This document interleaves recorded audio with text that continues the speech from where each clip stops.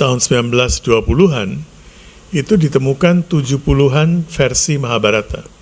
Dari 70-an versi Mahabharata itu kemudian mereka membuat suatu tim.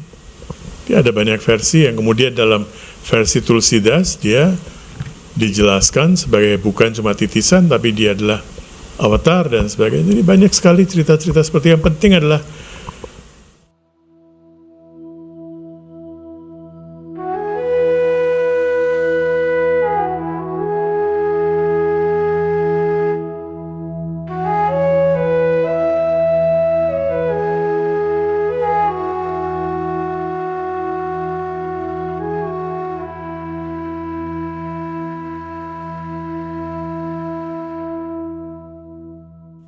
kita jangan lupa bahwa Ramayana itu adalah itihas sejarah.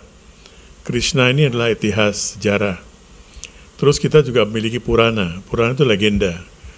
Legenda ini juga landasannya sejarah, tapi agak difiksikan sedikit.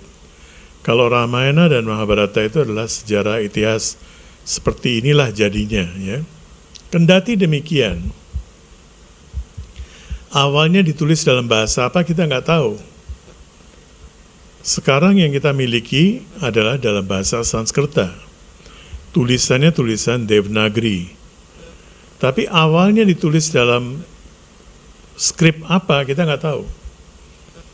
Karena skrip yang ditemukan di Mohenjo-daro sampai 5.000 tahun yang lalu, sekarang di Pakistan, belum bisa dibaca, belum bisa didecodify.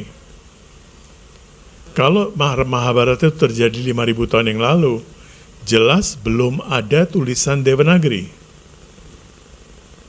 Tulisan lain yang ada, tulisan lain itu seperti apa, bacaannya gimana kita nggak tahu.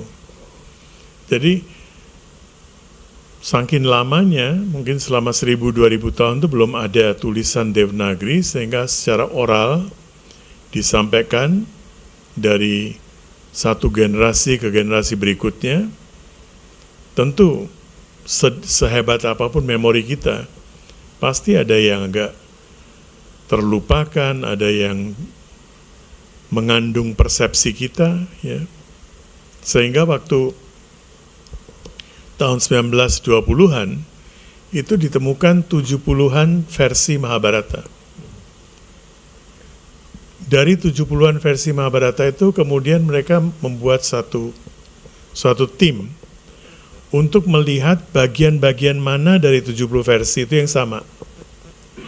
Dan mereka mengumpulkan semua yang sama. Itu baru selesai tahun 65-an, tahun 67-an tuh. Membutuhkan waktu 40 tahun lebih, kalau nggak salah ya. Baru selesai. Nah sekarang versi yang kita miliki ini adalah versi yang diselesaikan tahun 1960-an. Banyak hal di dalam versi-versi lain yang dianggap karena tidak universal, tidak ada dalam semua versi, maka dihilangkan. Jadi kita nggak tahu mana yang tepat mesti dihilangkan, mana yang tidak mesti dihilangkan. Seperti Mahabharata tulis oleh Ganesha itu, ada versi yang tidak mengenal cerita itu. Begitu juga Ramayana. Jadi ya pasti ada distorsi sedikit ya.